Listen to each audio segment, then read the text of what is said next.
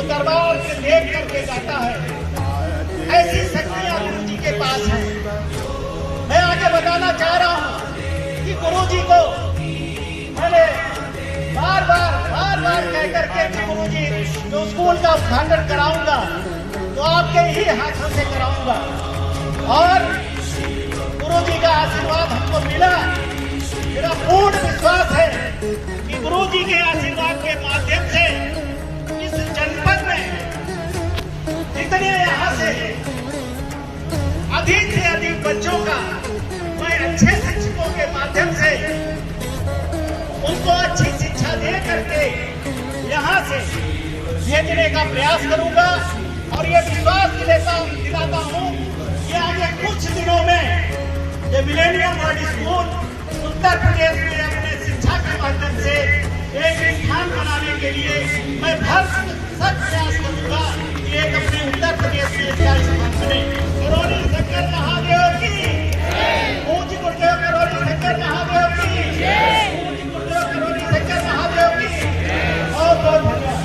मैं चाहता हूँ कि हमारे सुल्तानपुर जनपद के सभी जनपदवासी निरोगी रहें और ये स्कूल को अपना आशीर्वाद प्रदान करें। इसी आशा के साथ कि आज गुरु जी हमारे सुल्तानपुर में आए हैं, आगे ये सुल्तानपुर के सभी रहने वाले जनपदवासी सभी लोग निरोगी रहेंगे। आज गुरु जी ऐसा आशीर्वाद लेकर के यहाँ से जाएंगे। पूज्य गुरु जी बोलिए सदगुरुदेव भगवान की।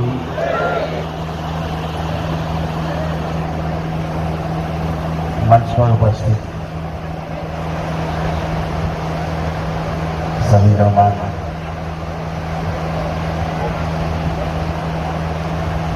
और समाज के सभी पुरोधा जो समाज सेवा में रहते हैं, मंच पर बैठे लोग भी, मंच के नीचे भी बैठे ऐसे सभी लोग, सभी को प्रणाम करता हूँ। आपको सेवा भाव को प्रणाम करता हूँ।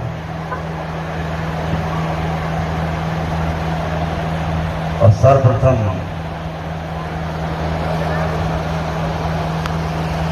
मैं दरबार की ओर से और स्वयं की ओर से दरबार के भक्त और बाबा के शिष्य श्री सुशील त्रिपाठी जी को विशेष रूप से बधाई देता हूँ, शुभकामनाएं भी देता हूँ कि उन्होंने एक बहुत बड़ा कदम अपने जनपद में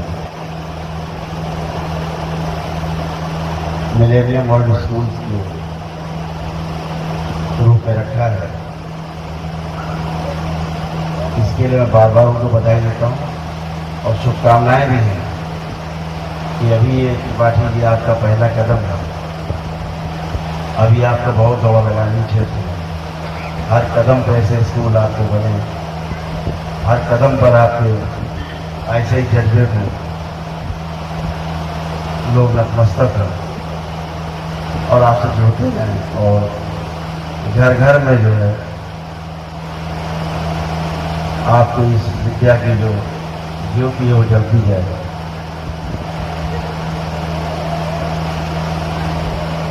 समाज में तीन ही सेवा के क्षेत्र हैं।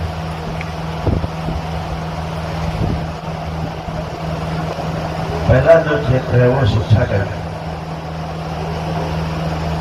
शिक्षा के बाद फिर स्वास्थ्य एक सेवा का क्षेत्र,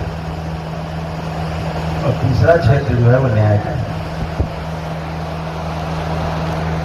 यही क्षेत्र है जहाँ सेवा वास्तव में की जा सकती है। और उत्पादन का जो क्षेत्र है केवल कृषि, कृषि के क्षेत्र में जो उत्पादन होता है, एक बीज से 1000 बीज तैयार होते हैं, बाकी सब में लॉस होते हैं। कोई भी आप प्रोडक्शन करेंगे, किसी भी क्षेत्र में कुछ भी बनाएंगे, रॉ मटेरियल 100 किलो होगा तो 90 किलो सामान तैयार होगा, 10 किलो घट जाएगा, जल जाएगा, उड़ जाएगा।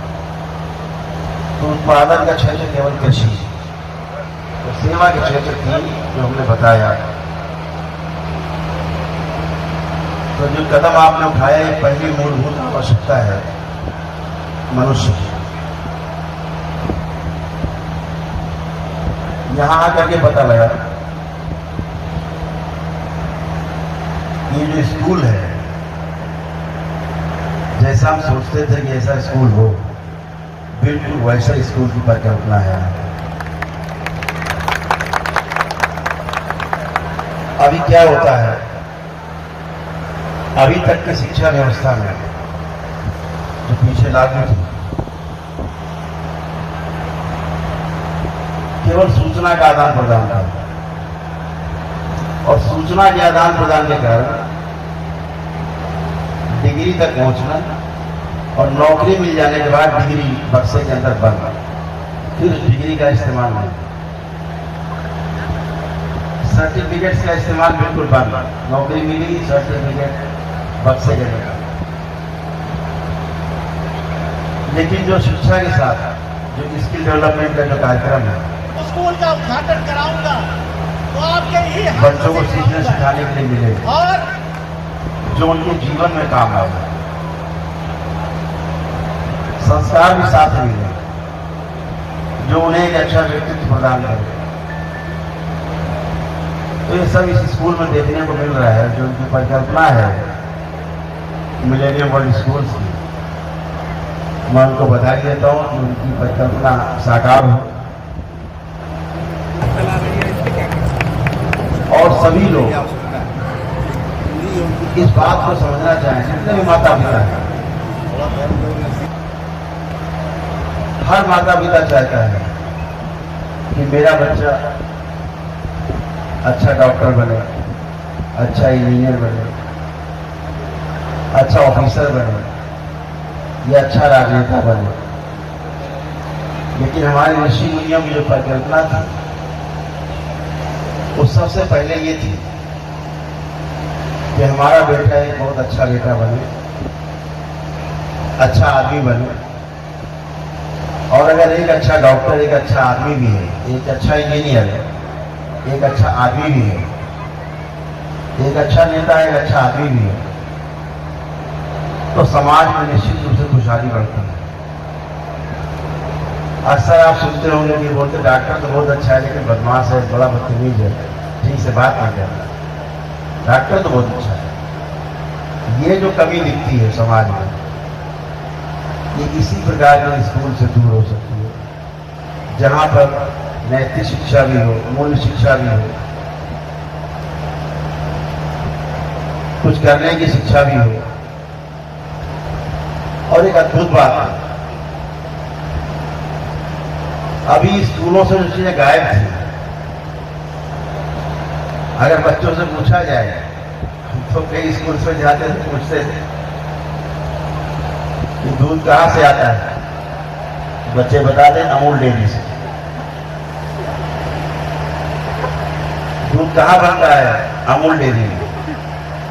फिर हम पूछते थे ठीक से पूछ के बताओ दूध कहां पैदा होता है, बोले मदर डेयरी में। स्कूल के बच्चों को हमारे शहरों में हालत बहुत खराब है, फिर भी हम लोग गांव में रहते हैं तो बच्चों को पता है कि दूध गाय से या भैंस से जो है आता है, लेकिन हालत बहुत खराब है। सिर्फ पढ़ा दिया कहां से कबूतर, अब बच्चा बड़ा परेशान है, कहां से कबूतर होता नहीं, कबूतर तो कबूतर से ही होता है। अब पढ़ाया नहीं कहां से कबूतर, अब बच्चा परेशान है कहां से कैसे कबूतर बन गया, बहुत हैरान परेशान है। तो पढ़ाने में, सूचना में और अनुभव में फर्क है। अगर बच्चों को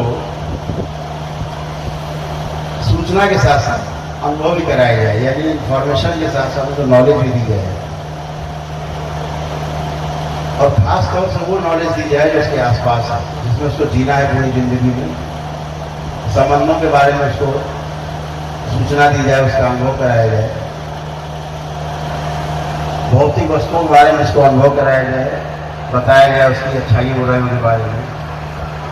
फसल बताई जाए कि भाई ये पौधा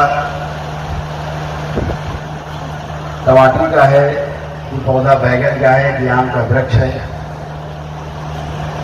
अभी शहर के बच्चों से अगर पूछा जाए, सड़क किनारे होता ना, तो हमारी तरफ बोलते हैं रमसर बोलते गन्ने की तरह होता है, किनारे किनारे एक सब खड़ा रहता है। कई बार पूछा बच्चों को रोक कर बिगाड़ी नहीं, ये कौन सा पौधा है, ये क्या है, कैसे करना है, गन्ने जैसे लगता है। तो पहचान हमारे आसपास से होनी चाहिए, हमारी धरती से, हमारे पेड़ पौधों से, हमारे चांद सूरज, हमारा क्या रिश्ता है इनसे, हमारे क्या संबंध है इनसे, हमें कैसे जीना है इसके साथ। पर्यावरण पे तो बहुत ज्यादा ध्यान देना चाहिए। अभी पर्यावरण में जब जाते हैं, बच्चों से पूछो तो बच्चे एक समस्या बताते हैं, थोड़ा पढ़े लिखे बच्चे बताते हैं। उनसे पूछो भाई ये पर्यावरण की समस्या क्यों आ रही है, ग्लोबल वार्मिंग क्यों है, तो बताएंगे कि वो ओजोन जो परत है ना, वो उसमें छेद हो गया है। हम पूछते स्कूल बच्चों से क्यों हो रहा है वार्मिंग, तापमान क्यों बढ़ रहा है धरती में, तो वो ओजोन की जो परत है वो फट गई है। तो उससे क्या हो रहा है, तो उससे जो अल्ट्रावायलेट रेस है वो अंदर आ रही है, पराबैंगनी किरणें, और वो जो ओजोन से छन के आती थी वो तेजी से आ रही डायरेक्ट, उससे गर्मी बढ़ रही। तो पूछो कि अच्छा ओजोन पर फटी क्यों है, तो उसका जवाब नहीं है। बोले इतना है पर्यावरण थोड़ा गड़बड़ हुआ है। तो पर्यावरण कैसे गड़बड़ हुआ है, कोई रिक्शे वाले ने, कोई सड़क किनारे ढाबा चलाने वाले ने, या गांव के किसान ने पर्यावरण खराब नहीं किया है। पर्यावरण को खराब किया है हमारी खराब शिक्षा व्यवस्था ने।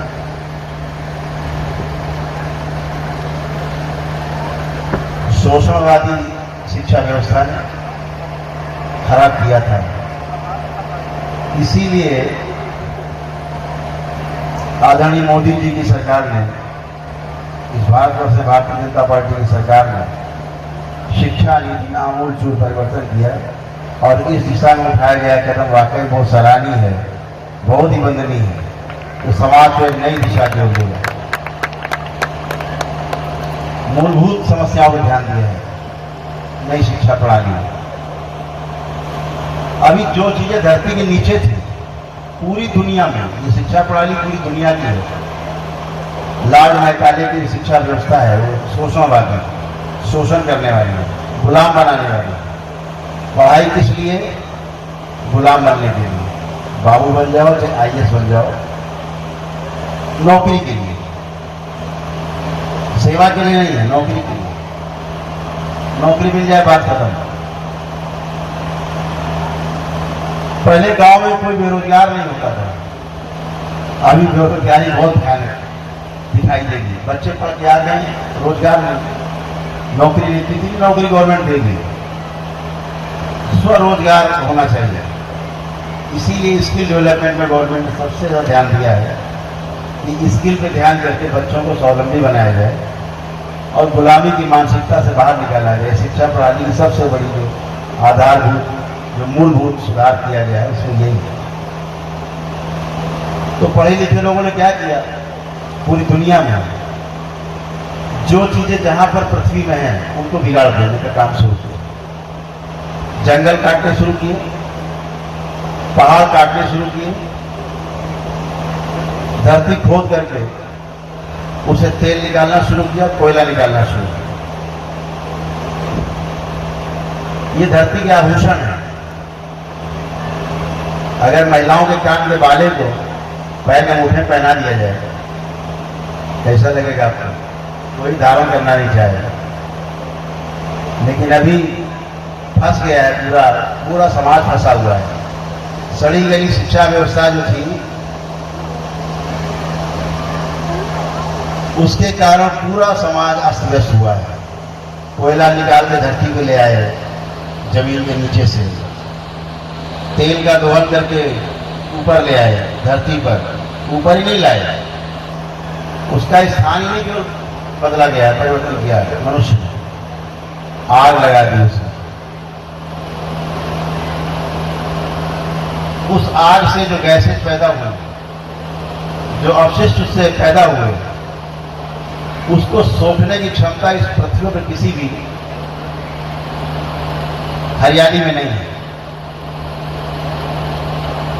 अब यह पेड़ की लकड़ी काट के जला दीजिए, इसका कार्बन सोखने की क्षमता इस धरती में तमाम वनस्पतियों में है, लेकिन जो आप तेल नीचे से निकाल करके जलाते हो, कोयला नीचे से निकाल के जला देते हो, इसको सोखने की क्षमता इस पृथ्वी पर किसी भी वनस्पति में नहीं है।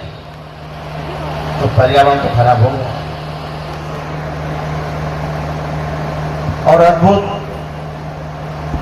जब ये सब आप चलाएंगे और पृथ्वी में कोई ऐसी हरियाली है नहीं, कोई वनस्पति है नहीं जिसे सोख सके गंदगी को, तो ओजोन की परत फाड़े नहीं फाड़ेगी। जो उसने काम किया पिछले कम से कम 60-70 वर्षों में बहुत तेजी से किया। अब समस्या आ गई है कि उसको रोके कैसे।